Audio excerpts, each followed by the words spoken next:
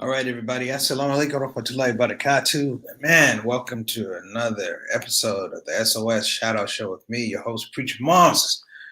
Man, we have made it to yet another Friday, and I don't think people understand the full value of making it to Friday. It's not that it's the weekend, so to speak, but it's almost a Friday, like a free day, just a day where you look towards the end of it.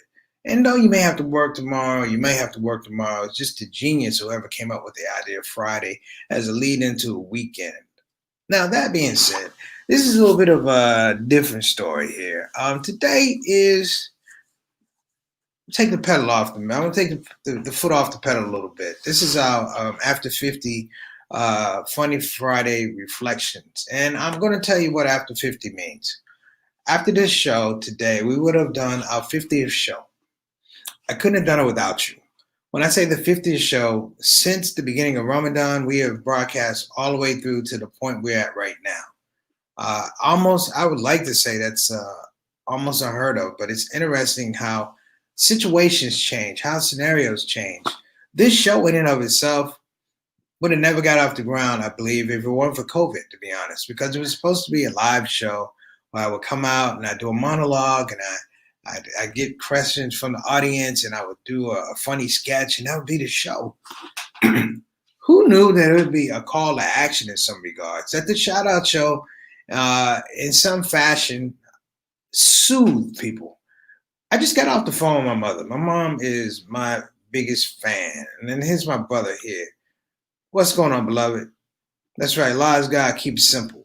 But it's funny every once in a while that you can have a different type of pursuit. You can have a different type of engagement with people. I'm old school. Like, we don't really do social media. We just don't. A lot of it has to do with how we were raised. Social media is interesting because it's really you talking about you, not about a particular product or something like that. And some of us, it's not that I'm not amazing, not that you're not amazing. It's just that I don't feel like talking about it all day long. And I think in retrospect, man, I really, really have taken some emotional bows with this whole Shout Out show because I've been able to grow with the audience. Something that I have to say that I appreciate, number one, and I'll continue to try and meet the challenge, number two. So we're going to make a quick announcement. This is going to be not a shocker. I know a lot of you guys are used to me tuning in for, the talking head interview, and I do like 25 to 30 minutes. That will be continuing. However, I think on a Friday, like a particular Friday, we're actually going to bring in, if you will, we're going to bring in a guest. Next week at this time, it will not just be me. It will also be Imam Zaid Shaker, the new head of MANA, Muslim Alliance in North America. Many of you know Imam Zaid, well-known Zaytuna Institute. How you doing, Big House? Peace to you. But I think that we're going to switch it around. Here's another one of my brothers right here, Imam Tariq. Love you, guy.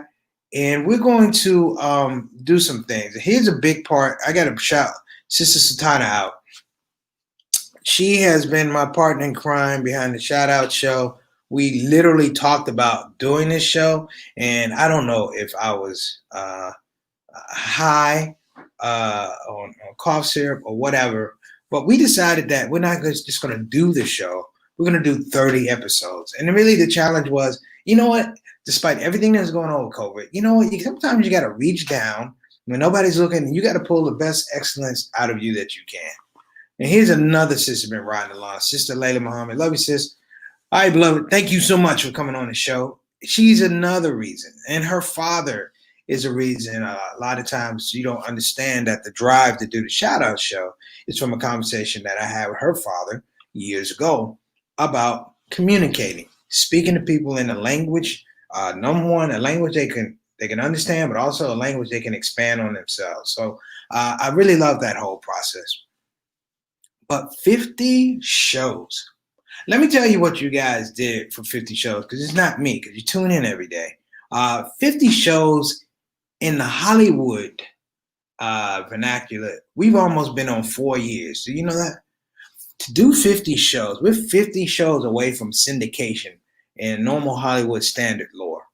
We did Monday, Tuesday, Wednesday, Thursday, Friday, Saturday, Sunday, and we did it over a period of time. And I appreciate the love and support, because the intensity grew me as a host. And some people had some questions. Preacher, you still funny? Of course, I'm still funny. I'm always going to be funny, but I'm also going to be real, and I'm also going to be responsible to the people that tune into the show, who are not just viewers, but they are my peers. I can't get up here and I cannot lie to them about the things I'm saying. I might not be 100% correct, but I'm not going to lie to you, because there's a certain trust that happens. There's an amount of that happens. And if you start thinking about 50 shows, there's 50 relationships, there's 50 connections, there's 50 topics, there's 50 ideas of what's right, what's wrong, how we can improve. And sometimes there's 50 laughs. Sometimes there's 50, I don't know about that. Sometimes there's 50 rants. We don't know. But I'm saying at this point in time, thank you. And if you ever notice what I do say every show, is I like to take time out to thank the people who are tuning in for the first time and those who are just tuning in right now. Think about where we've been on this journey. This has been like a video blog, if you will. When we did the ShOUT show, we were beginning right during the height of COVID. Look how the habits have changed about COVID. When we came on with COVID, people were literally locked in their houses wondering about what they were going to do. You had marriages breaking up because people realized that the person they married was not the person you really wanted to marry. However, you couldn't kill them. So some of you took up cooking. And your cooking probably killed them better than a jar of antifreeze. However, we've learned to adapt. All the way from Indonesia. How you doing, beloved? Thank you for coming too. But my point is, it's that journey. Right now, we've just flipped. And you know what, Layla? You know what? Please, in your du'as, thank your father for me, because this doesn't happen without him. And I'm talking about Imam Warthi Muhammad. What's the word I want to say about your father? Always cut to the chase and gave me a challenge, and he would just walk away. I loved it. Happened twice in my whole life. Changed what I'm doing. So, brothers and sisters, let's think about where we are, man, and where we're going to go from here. Because it seems like in 50 days, the world has changed. It doesn't feel like 50 days. It feels like 15 years. We were talking about COVID. Now we're just talking about COVID again. The infection rate's going back up. But what's interesting, I went to get my hair cut today. And what was interesting, you could tell the timeline for the barber shop, because they had signs that said, no mask, no service, no mask, no service. Then the last one, classic black barbershop, said mask, $2. No mask, no service, no mask, no service. Mask, $2. And it was interesting because it was a metaphor for what I'm seeing now. I actually sat down and did the whole social distancing thing because I need my haircut, folks. I was looking like Danny Glover in Beloved. That's what I was looking like. I was looking like Frederick Douglass, bro. I mean, my hair was like, ooh, you know how you comb it over and then the hair is like, look, just cut me. That's what we were in my hair. How you doing, Brother Moose? Thank you for coming, man. All right, brother. Big ups to my UK crowd, man. Love you guys. But it was interesting, brothers and sisters, because I'm sitting there watching these youth, and these are probably the same youth that marched downtown and they were part of the Black Lives Matter thing. But I saw them coming into the barbershop in large groups with no mask on. Which means you would put yourself out on the front line and go out there and protest, which I love. But for the simple things of protecting yourself and your family, you wouldn't wear a mask. You'll walk into a barbershop and assume that things going to be okay health wise. No knock on the barbershop. I'm just bringing up a point. My point is how quickly we forget sometimes, how quickly we look the other way when we think that it's all right. And we say that, and I say that as a reminder to all of us that it's what the people we complain about do a lot too. They're quick to look away. They're quick to say it's all right. So I don't want us to say that. I don't want to say or in any way intimate that we're hypocrites. But I'm saying we do have to step our game up. We've had some great topics on this show. One of my favorite shows was Do You Have a License for That Racism? And the reason why that show was really fun for me because it flouts all this idea that we're a law and order society. We're not a law and order society. What we are is a very litigious society that thinks it can maintain order and control with laws. When I begin to think about this, brothers and sisters, 50 shows today takes me back 50 years. Now, I'm 1966. I would have been born, well, I've been, 50 years? I would have been 3 years old. I'm talking about the amount of change in 50 days. Can you imagine the amount of change in 50 years? I'm in that group of black people that believe that we never have a black president. In fact, even when we had a black president, I was like, well, he's half white and half accent. Half white and half African, so not really. He's blackish. He's a blackish president. And what I was saying was,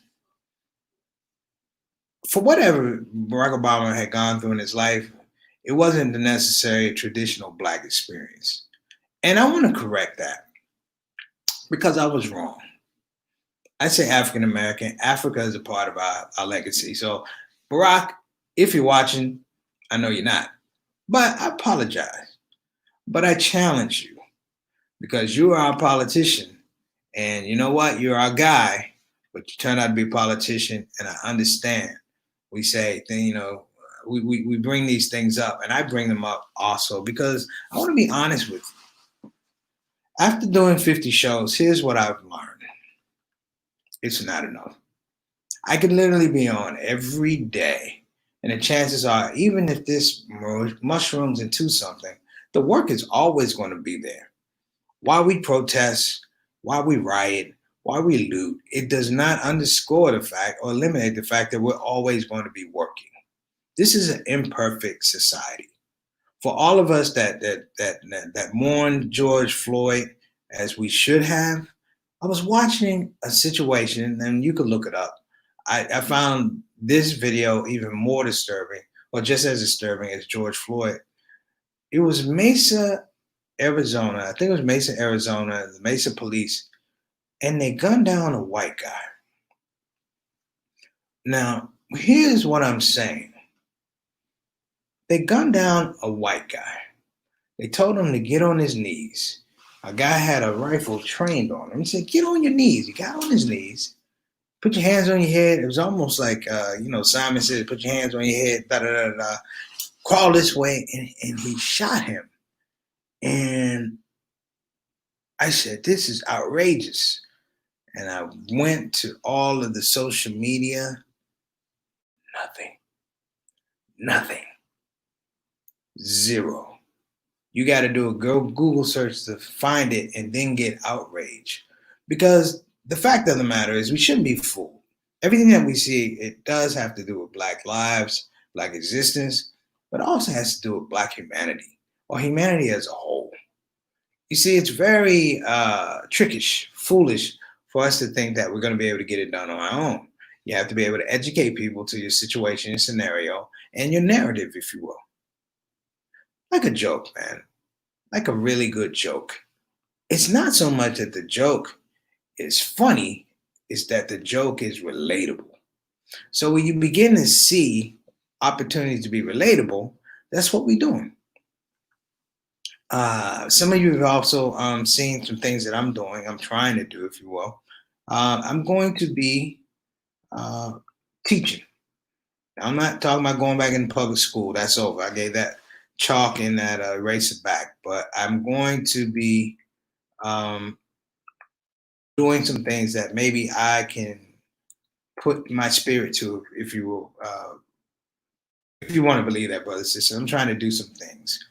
And anybody who's interested in learning about writing and comedy, I'm going to have some scholarships for you, inshallah. You don't have to pay. That's the information. Reach out because I believe this new economy, if you will, is an information economy. And when I say information means that we have to uplift ourselves. We have to stop being stingy with our information, stingy with our talents, and come away with a new type of paradigm, if you will. Like some of y'all are watching Donald Trump. I mean, Donald Trump is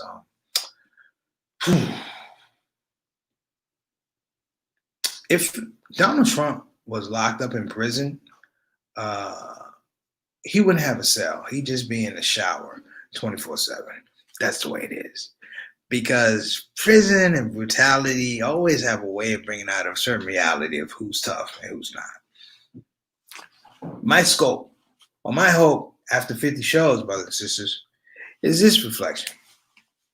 That we begin to get back to having fun, enjoying one another, moving away from the tension, if you will, keeping the entertainment, keeping the focus, keeping the drive, all those things, but being relatable to ourselves, those in our community, those in our family, those in our households, our neighbors, because that's the thing that's going to change this. We're talking about disbanding police. Fine. You can't disband the police without raising the scope and the value of the community. So I'm hoping, everybody, that that's something that we're going to do. Hold on, see. Inshallah, brother, inshallah. You know, Allah knows best. Appreciate it. Thank you, man. But even that, brother, as much as I want to be a comedian and go out, you know what's interesting, brother? I'm a teacher. I'm a teacher. And that's always been my journey. Laughter and humor is the thing that got me to be effective, if you will. When I say effective, it means that it got me in the doorways. It got me into matches and communities I normally would have anything to do with. They wouldn't have anything to do with me, but I could tell that joke. I could find that narrative and we could flip that over and we can make a big thing. Oh, brother said, I got to shout this sister out. Sister Daisy, can we make a video which we can share? Love you. Yes, yes. Let's do it. Let me give you some information after the show, if that's okay.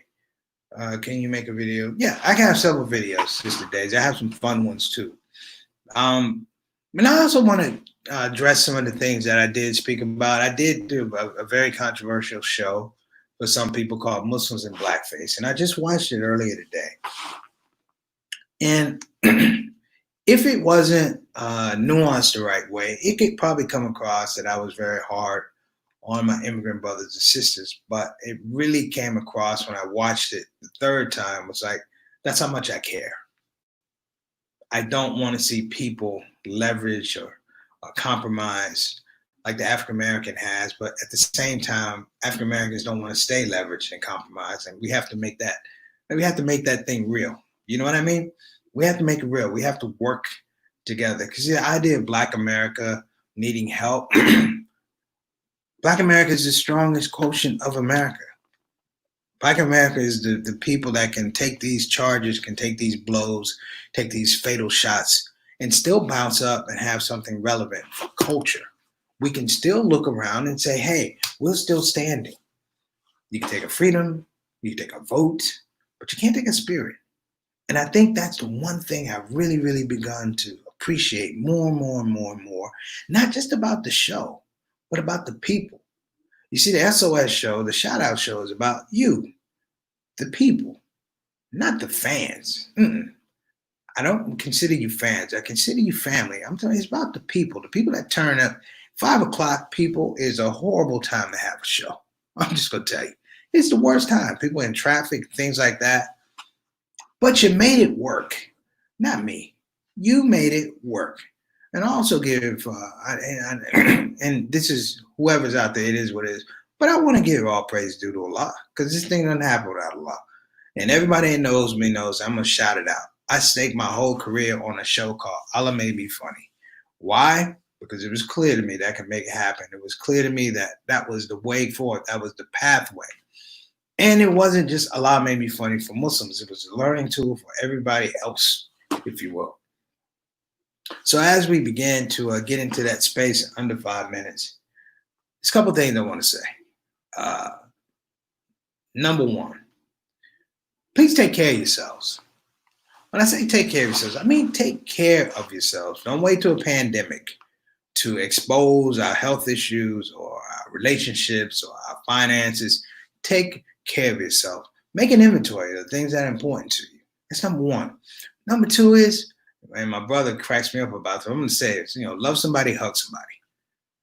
Love somebody, hug somebody. You know what I didn't see at all of these protests outside of the funerals is that you didn't see the protesters give each other a hug, because it's very, very emotional. But we didn't give each other a hug. We didn't really give the high five. Well, you can't give the hug anymore, but the elbow or the wrist or something like that, just to let them know I appreciate you. Because one thing is very clear is that we are a nation, we are a world, we are a community that's built upon appreciation and gratitude. That's when it works the best. And somewhere along the line, we've gotten away from that. I was appalled by the murder of George Floyd, but I was appalled by the murder of everybody else. And let me give this up. See how this sister comes on? Sister Kathina, she goes, Assalamu alaikum, everyone. Basically, everyone on the show did that, and include my brother JT. See how that salams, that's a greeting of peace. I am at the age now, it's like, I don't know how I made it this far without hearing salams every day. I'm a spoiled Muslim, meaning when I was born, I wasn't Muslim. So imagine that you come into this religion and you say, wait a minute, this happens every day? This blessing happens every day. And I think for all of us, as we go into the weekend, I'm giving out shout outs the whole time. This is Brother Macau, thank you. And this brother right here, I'm going to tell you about this brother right here. It was so cool. I was trying to do some fundraising on Facebook. This brother dropped $100. He didn't even know me, for the cause. You know what I'm saying? For the cause. And this is my big, well, no, this is my little sister. I'm older than Ree. Ree, thank you so much for coming on the show, because it's so much about family. It's so much about possibility. If there's a book that everyone can check out, I love this book. The name of the author escapes me. It was called The Art of Possibility. And what they talked about in The Art of Possibility is like a teacher goes and he addresses his students. Now, this could be taken religiously, well, however, but just bear with me a minute. It's like a teacher that goes to his class at the beginning of the year. He says, class, let me tell you what you need to know right now. He says, right now, your grade is 100. All you have to do is maintain certain protocol, and you can keep 100. What we have is, these days is, well, you don't have a grade yet. You've got to do this work to get the grade. Why not give the A's? Why not give the praise? Why not give the hugs? And I'm saying this because it's interesting, because it's just that nuance of thinking that changes. This 50 shows, brothers and sisters, is about changing, wanting to do writing again, teach writing. It's about changes. And even if you don't want to write, sponsor somebody to write. Because my thing is culture. I'm finding a lot of bandwidth in understanding culture and affecting culture. This show is a blessing. If I never did episode number 51, and inshallah I will. And just for the people who come in later, we're going to do something different on the 19th, June 19th. We're actually going to have a guest. We're going to have Imam Zaid Shakir from Zaytuna Institute, and he's the new head of MANA, Muslim Alliance of Northern America. And I'm going to tell you a little bit about Imam Zaid. Then I'm going to let you go, because I know it's your weekend. When I was doing Allah Made Me Funny, it wasn't met with a lot of love in some places. That happens.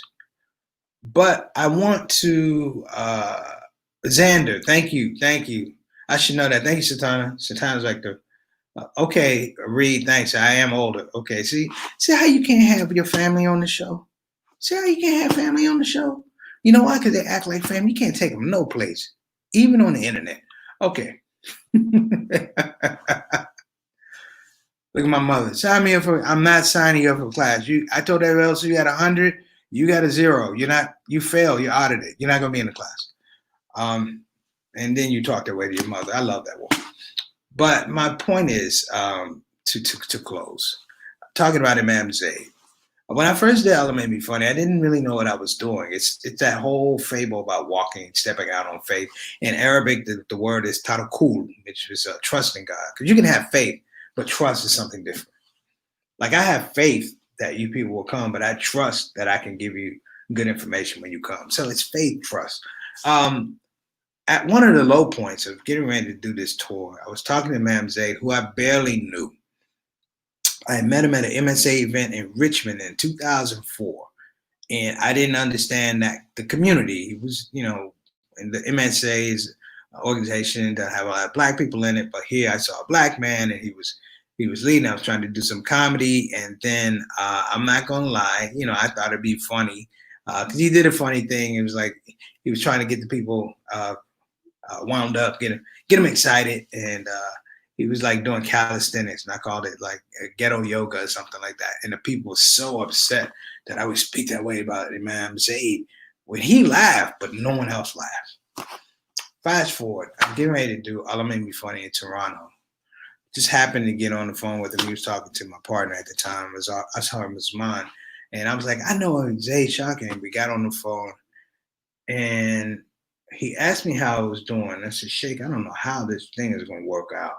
He said, I can help you. And I'm thinking he's going to give me a connection in Toronto. And he just goes into a dua. Bismillahirrahmanirrahim. And he goes into this dua, man. And I have to say, it touched my heart because I didn't ask him to do it. But he knew I needed it. And by the end of that dua, man, I felt like I could take on the world. And I tried. It was Allah Made Me Funny in 2004, and we benefited from it tremendously, myself, my family, my community. But, we got to get back to that space where we know somebody needs something. We don't ask anymore. We just do it.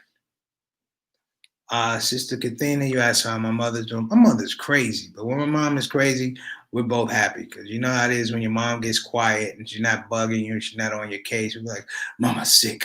My mom is doing well. She's being very irritable today. So, heck, she might even drive today. I said that, but if there's anybody on the road in DC, stay off the road. Let me wrap up with this. I appreciate you. When I say appreciate you, it's not the words. It means I've had a relationship with you. And when I see people in the chat space, it's funny because you know these people or they have a relationship with you. They've seen you someplace. And it just warms my heart. That's number one. Number two is you may not have known it, but there were some very difficult things going on with this COVID-19 thing. When we started this whole odyssey, a lot of people didn't know, man. I was not working. I lost about 5-6 months worth of work, which is major money for me. And I literally had to rethink what I was doing as a comedian because there's nothing that says they talk about work that's not going to come back. Comedy work doesn't come back. Gig work doesn't come back. If you lose your gig, your place in line for a gig, it may be 4 months before you're able to go back and do it again. And I mean, literally, people wondered after 30 some years of doing comedy, man, I literally got into the one ads. They don't even have the one ads anymore. It's all on the internet. I thought about going back into teaching. I thought about going into consulting. And it's like, how do you feasibly put food on the table? And then there was this thing that drew me in. It drew me in every day at 5 o'clock, which is the ability to be able to communicate with people and share thoughts, things that are on my mind, things that are on my heart, and feel that I have a safe space. So for that, I just want to say thank you. Inshallah, we're at 50 shows. We're on a hyper schedule, if you will. Maybe we'll do another 50. And maybe what we're doing right now will become important or become valuable for other people. And so when we do the shout out show, the SOS, um, nothing's going to change with us, but we'll have a larger audience and we'll be able to, inshallah, positively affect people moving forward. So I want to thank some people who aren't here. Uh, that's my grandmother, uh, my grandmother Gladys Bethel, my grandparents, Lafayette Bethel, um, my uncle Earl, who had no filter, my uncle June, my uncle T. My uncle T was like made me want to be a entrepreneur. Thank God. My aunts, who were teachers and stayed on my back. My cousins, my friends. JT is like an old school friend. When you have a friend that's like 30 years old, you have a 30-year friendship, you're really blessed. Like Rick, my buddy Rick, my brother Rick, I call him my brother. I know him. JT's my brother too. It's like I know Rick since I was 4. So it gives you an idea of the robustness of things I'm trying to do. And Layla, I know Layla for a minute. That's that big sister to me. So Tana, thank you so much for rolling with me because you didn't have to, have these dreams. I know she calls every Tuesday and we go through this whole thing about how we're going to do something. And I know it takes a lot of patience on your behalf because sometimes I'm seeing things and it's not in the present. It's 2 years ahead, 3 years ahead. So thank you for your patience. I'll give a shout out to my father, Cliff Moss, always calls and checks on me. And it was really important that a son have his father through these situations. I got my mama. My mama, she's a gangster. Mary Moss is a gangster. Mama's son is what I call her. I don't call her mom. I call her mama's son. She's a gangster, man. And most importantly, man, I just appreciate people who are kind. Not to me, but I mean people who are kind. There's no greater feeling to see somebody you really, really respect being kind to someone else. I don't know if that makes sense, but you guys tuning into the show is a very kind and charitable act. And I just want to say thank you. So I'll probably be back to being funny and obnoxious. The next show, we got another 50 shows, inshallah, that we could do it. And we're going to have some fun. And like I said, if anybody's interested, I'm trying to teach the skill now, not the talent, the skill. We say in my house, everybody has a talent, but it takes skill to get paid for the talent. It takes discipline to maintain a skill. So if you're interested in not just comedy writing, but I'm talking about comedy and writing as a pathway to different things, entrepreneurship, career building, enrichment, I'm there for you. All right, I'm there for you. So listen, I'm going to get out of here because I'm way over. This, ironically, is probably the longest show we've ever had for the shout out show. We do about 25, 30 minutes. But sometimes when you're grateful, it takes you a while to get out there and thank everybody. So all my cousins that watch, thank you. All my friends that watch, thank you. I don't say all my fans, I say all my family because pretty much everyone I see on it is like we've had a dialogue. So I know these people, or I've connected with these people. So listen, I'm just gonna say it. This weekend, if you have a little bit of time to yourself,